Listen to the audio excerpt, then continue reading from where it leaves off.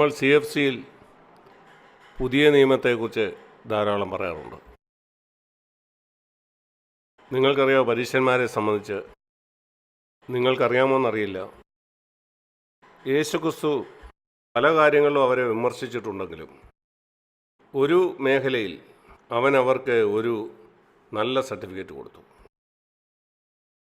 നിങ്ങൾക്കറിയാമോയെന്നറിയില്ല, സത്യം പറഞ്ഞാൽ 2 മേഖലയിൽ. മത്തായി 23 ഈ വാക്യം ഞാൻ നിങ്ങളെ കാണിച്ചു തരാം. ഇവിടെ ഈ അധ്യായം മുഴുവനും നാം വായിക്കുമ്പോൾ അവരുടെ ഇടയിലുള്ള എല്ലാ കപടഭക്തിയെയും യേശു ശാസിക്കുന്നത് നമുക്ക് കാണാൻ കഴിയും. എന്നാൽ ഇതിൻ്റെ ഇടയിലും പരീശന്മാരെ 2 കാര്യത്തിൽ യേശു പുകഴ്ത്തുന്നുണ്ട്. ഒന്നാമത്തെ കാര്യം, ഇതിൻ്റെ 3-ാം വാക്യത്തിൽ യേശു തൻ്റെ ശിഷ്യന്മാരോട് പറയുന്നു, അവർ നിങ്ങളോട് പറയുന്നതൊക്കെയും പ്രമാണിച്ച് കൊള്ളുവീൻ, എന്നാൽ അവർ ചെയ്യുന്ന പോലെ ചെയ്യരുത്. അവർ നിങ്ങളോട് പറയുന്നതൊക്കെ നിങ്ങൾക്ക് ചെയ്യാം. നിങ്ങൾ ചിന്തിക്കുന്നുണ്ടോ യഹോവ സാക്ഷികളെക്കുറിച്ച് യേശു ഇങ്ങനെ പറയുമെന്ന്? അല്ലെങ്കിൽ കത്തോലിക്കർ പറയുന്നു, അല്ലെങ്കിൽ ദുരുപദേശം പഠിപ്പിക്കുന്നവരോ മറ്റു മതക്കാരോ അവർ പറയുന്നതെല്ലാം നിങ്ങൾക്ക് ചെയ്യാമെന്ന്? ഇല്ല. ശരിയായ ഉപദേശം പഠിപ്പിക്കുന്ന ഒരു കൂട്ടരെക്കുറിച്ച് മാത്രമേ അങ്ങനെ പറയുള്ളൂ. അവരുടെ ജീവിതം ശരിയല്ലെങ്കിലും അവർ പറയുന്നത് ശരിയാണ്. പരീശന്മാരെ സംബന്ധിക്കുന്ന ഒരു നല്ല കാര്യം ഇതായിരുന്നു, അവർ പഠിപ്പിക്കുന്നതെല്ലാം ശരിയായിട്ടുള്ള കാര്യമായിരുന്നു. എന്നാൽ അവർ പറയുന്ന പോലെ ജീവിക്കുന്നില്ലെന്നത് മറ്റൊരു കാര്യം. അവർ പഠിപ്പിക്കുന്നതല്ല, അവർ ചെയ്യുന്നത്. അതാണ് ഒന്നാമത്തെ കാര്യം. രണ്ടാമത്തെ കാര്യം, യേശു അവർക്ക് കൊടുത്ത മറ്റൊരു നല്ല സർട്ടിഫിക്കറ്റ് ഈ കാര്യത്തെ പറ്റിയായിരുന്നു. അത് അതേ അധ്യായത്തിൽ 25-ാമത്തെ വാക്യത്തിൽ വായിക്കാം. കപടഭക്തിക്കാരായ പരീശന്മാരെ നിങ്ങൾ കിണ്ടുകിണ്ണങ്ങളുടെ പുറം വെടിപ്പാക്കുന്നു, എന്നാൽ അകമയോ അശുദ്ധി നിറഞ്ഞിരിക്കുന്നു.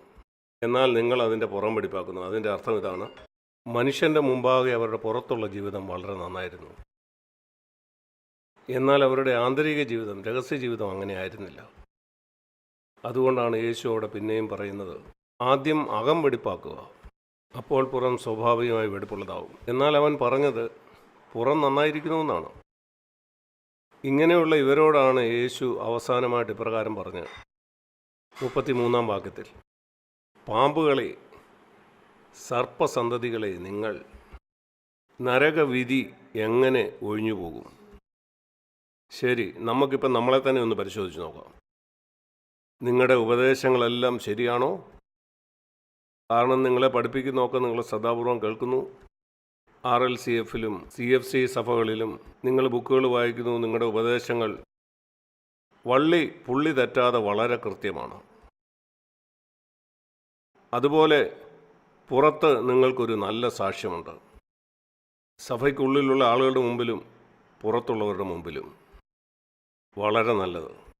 എങ്കിലും പരീശന്മാരുടെ അപ്പുറത്തേക്ക് പോകാനായിട്ട് നിങ്ങൾക്ക് യോഗ്യത നേടിയില്ല. നിങ്ങളൊരു പരീശൻ തന്നെയാണ്. ഇപ്പം ഞാൻ പറഞ്ഞ 2 കാര്യങ്ങളും അവർക്കും ഉണ്ടായിരുന്നു. 33-ാം വാക്യത്തിൽ അവൻ പറഞ്ഞത് നിങ്ങളോടും അവൻ പറയും, നിങ്ങൾ നരകവിധി എങ്ങനെ ഒഴിഞ്ഞു പോകും? എല്ലാ ഉപദേശവും ശരിയായിട്ടുള്ള ആളുകൾ, അതുപോലെ നല്ലൊരു ബാഹ്യ ജീവിതമുള്ളവർ, അവർ നരകത്തിലേക്കുള്ള വഴിയിലാണ്.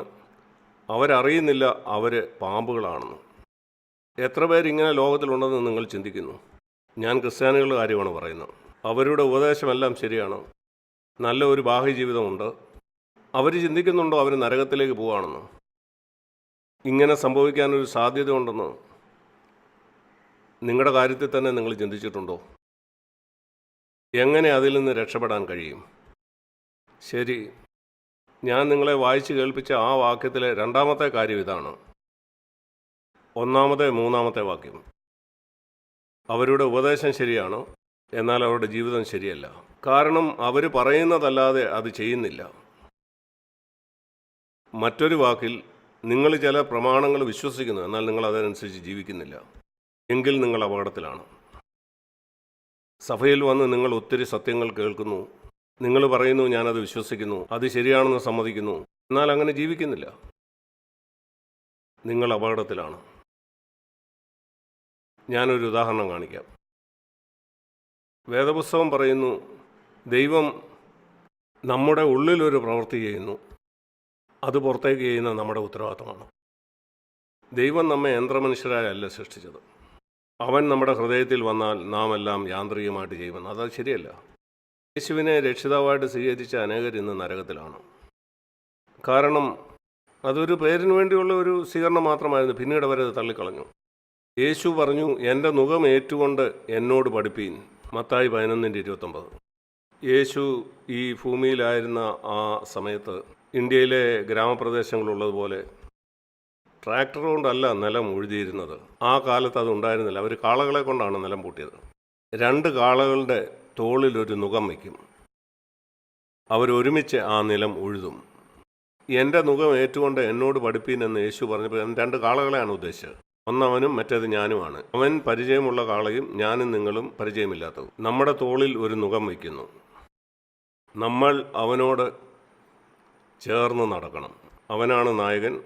അവനോട് ചേർന്ന്, അവൻ്റെ മുമ്പിലോ അവൻ്റെ പിമ്പിലോ അല്ല, ഇടത്തോട്ടോ വലത്തോട്ടോ തിരിയാതെ. അതാണ് എൻ്റെ നുകം ഏക്കുക എന്ന് പറഞ്ഞാൽ അതിൻ്റെ അർത്ഥം. അവൻ എങ്ങനെയാണ് നടക്കുന്നത് നാം ശ്രദ്ധിക്കുക, എന്നിട്ട് അവനെ പോലെ നടക്കുക. പുതിയ കാള ആ പഴയ കാള എന്താണ് ചെയ്യുന്നതെന്ന് നോക്കി അവനെ പോലെ തന്നെ ചെയ്യുക. ഇവിടെ ഫിലിപ്പി ലേഖനം 2-ാം അധ്യായത്തിൽ ഒരു വാക്യമുണ്ട്. അത് നാം കാണുന്നത് 13-ാമത്തെ വാക്യത്തിലാണ്. ഇച്ഛിക്കുക എന്നതും പ്രവർത്തിക്കുക എന്നതും ദൈവം നമുക്ക് തരുന്നതാണ്.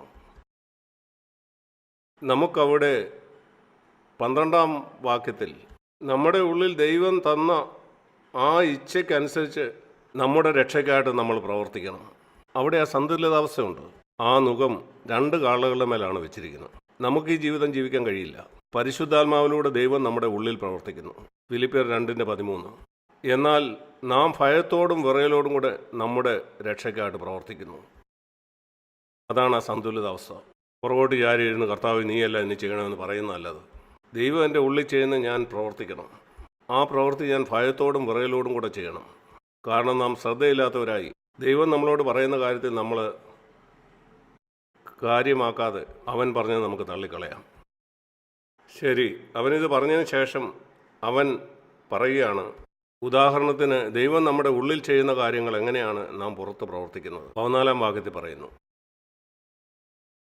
വക്രതയും കോട്ടവുമുള്ള തലമുറയുടെ നടുവിൽ നിങ്ങൾ അനിന്യരും പരമാർത്ഥികളും ദൈവത്തിൻ്റെ നിഷ്കളങ്ക മക്കളും ആകേണ്ടതിന് എല്ലാം പിറുപിറുപ്പും വാദവും കൂടാതെ ചെയ്യുവിൻ. ഫിലിപ്പിയർ 2:12-13 ശേഷം അവൻ ആദ്യം പറയുന്ന കാര്യം ഈ കാര്യമാണ്. ദൈവം നിങ്ങളുടെ ഉള്ളിൽ ചെയ്തത് നിങ്ങൾ പുറത്തേക്ക് ചെയ്യണം. അവൻ എന്താണ് എൻ്റെ ഉള്ളിൽ ചെയ്യുന്നത്? 14-ാം വാക്യത്തിൽ അവൻ എൻ്റെ ജീവിതത്തിൽ നിന്ന് എല്ലാ പിറുപിറുപ്പും വാദവും നീക്കിക്കളയുകയാണ് ചെയ്യുന്നത്.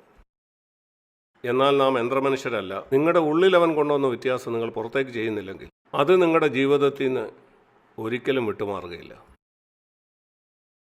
എനിക്കറിയാം, ഞാനൊരു വീണ്ടും ജനിച്ച ക്രിസ്ത്യാനി ആയതിനു ശേഷവും എൻ്റെ ജീവിതത്തിൽ ഒത്തിരി വാദവും പിറുപിറുപ്പും ഉണ്ടായിരുന്നു. എന്നാൽ ഈ വചനം ഞാൻ ഗൗരവത്തിൽ എടുത്തപ്പോൾ ഞാൻ പറഞ്ഞു, കർത്താവേ, നീ ഒരു കാര്യം എൻ്റെ ഉള്ളിൽ ചെയ്യുകയാണ്, എനിക്കും ഇതിന്മേൽ പ്രവർത്തിക്കണം. ഞാൻ പറഞ്ഞു, കർത്താവേ, എനിക്ക് ഈ പിറുപിറുപ്പും വാദവും എൻ്റെ ജീവിതത്തിൽ നിന്ന് 100% ഇല്ലാതാക്കണം. 99% കൊണ്ട് ഞാൻ തൃപ്തനാകില്ല. ഒരു രാത്രി വെളുക്കുമ്പോൾ അത് സംഭവിക്കുകയില്ല. എന്നാൽ നിങ്ങൾ അതിന്മേൽ പ്രവർത്തിക്കുന്നെങ്കിൽ അത് നിശ്ചയമായിട്ടും സംഭവിക്കും. ഞാൻ ഈ വചനം ഗൗരവമായിട്ട് എടുക്കുന്നതിന് മുമ്പ് എൻ്റെ ജീവിതത്തിൽ ഉണ്ടായിരുന്നതിൽ നിന്ന് വളരെയധികം മുന്നോട്ട് പോകാനായിട്ട് ദൈവം എന്നെ സഹായിച്ചു. അതുകൊണ്ട് എന്താണ് നമ്മുടെ പ്രശംസ? ഞാൻ CFCയിൽ വന്ന് പുതിയ നിയമം മുഴുവനും എനിക്കറിയാം. ഇതെത്ര നല്ലതാണെന്ന് മറ്റുള്ളവരോട് പറഞ്ഞു കൊടുക്കാനും എനിക്കറിയാം. അതിനുശേഷം രഹസ്യമായിട്ട് ഞങ്ങൾ മറ്റുള്ളവരെക്കാൾ മെച്ചപ്പെട്ടവരാണെന്ന് പ്രശംസിക്കുക. എങ്കിലും നിൻ്റെ ഭവനത്തിൽ നീ ഒരു കാര്യത്തെക്കുറിച്ച് അല്ലെങ്കിൽ മറ്റൊരു കാര്യത്തെക്കുറിച്ച് പരാതിയും പിറുപിറുപ്പുള്ളവനായിരിക്കാം.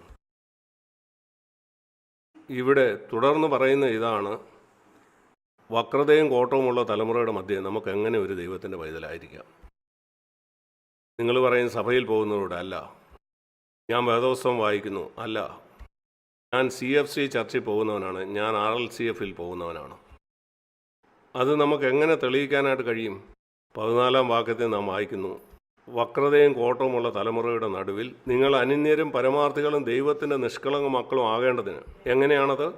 എല്ലാം പിറുപിറുപ്പും വാദവും കൂടാതെ ചെയ്തുകൊണ്ട്. ഇപ്പോൾ ഞാനത് ഒരുമിച്ച് വായിക്കാം. പ്രിയമുള്ളവരെ, എൻ്റെ പ്രിയ സഹോദരന്മാരെ, സഹോദരിമാരെ, ദൈവം നിങ്ങളുടെ ഉള്ളിൽ തന്ന ഇച്ഛയ്ക്ക് അനുസരിച്ച് നിങ്ങളുടെ രക്ഷയ്ക്കായിട്ട് പ്രവർത്തിപ്പീൻ. 13-ാം വാക്യം. അത് നിങ്ങൾ ചെയ്യുന്നതെല്ലാം പിറുപിറുപ്പും വാദവുമില്ലാതെ ചെയ്തുകൊണ്ടായിരിക്കണം. 14-ാം വാക്യം. കാരണം അങ്ങനെയാണ് നിങ്ങളൊരു ദൈവവൈതലാണെന്ന് നിങ്ങൾക്ക് തെളിയിക്കാൻ കഴിയുന്നത്. മറ്റൊരു മാർഗവുമില്ല. ഞാൻ കണ്ടിട്ടുണ്ട് ഒത്തിരി ആളുകൾ, കാരണം അവർക്ക് ഉപദേശം നന്നായിട്ട് അറിയാം, മറ്റുള്ളവരോട് അത് പറയാനറിയാം, നല്ലൊരു CFC സഭയിലാണ് പോകുന്നത്, അവർ ചിന്തിക്കുന്നു അവർ ശരിയാണെന്ന്. എന്നാൽ അങ്ങനെയല്ല. എന്നാൽ വക്രതയും കോട്ടവുമുള്ള തലമുറയുടെ മധ്യേ നിങ്ങൾ നിങ്ങളെ തന്നെ തെളിയിക്കുന്നില്ല നിങ്ങൾ അനന്യരും പരമാർത്ഥികളുമായ ദൈവത്തിൻ്റെ മക്കളാണെന്ന്. ഈ വചനത്തിൻ്റെ വെളിച്ചത്തിൽ നമുക്ക് ചിന്തിക്കാം, എന്തുകൊണ്ടാണ് ഈ തലമുറ വക്രതയും കോട്ടവും ഉള്ളതായിരിക്കുന്നത്? കാരണം അവർ പിറുപിറുക്കുകയും പരാതി പറയുകയും ചെയ്യുന്നു. എന്നാൽ നിങ്ങൾ പിറുപിറുക്കുകയും പരാതി പറയുകയും ചെയ്യാതെ പിറുപിറുപ്പും പരാതികളുമുള്ള ഒരു തലമുറയുടെ മധ്യേ നിങ്ങൾ വ്യത്യസ്തരാണെന്ന് തെളിയിക്കുന്നു. അവർ അന്ധകാരത്തിലാണ്, എന്നാൽ നീ തെളിയിക്കുന്നു. 15-ാം വാക്യത്തിൻ്റെ അവസാന ഭാഗത്ത് പറയുന്നത് പോലെ ലോകത്തിൽ നീ ഒരു ജ്യോതിഷനെ പോലെ പ്രകാശിക്കണം. ഈ വചനത്തിൻ്റെ വെളിച്ചത്തിൽ അന്ധകാരമെന്ന് പറയുന്നത് അത് പിറുപിറുക്കുകയും പരാതി പറയുകയും ചെയ്യുന്നവരാണ്. വെളിച്ചം ആ പിറുപിറുപ്പും പരാതിയും ഇല്ലാത്തവരാണ്.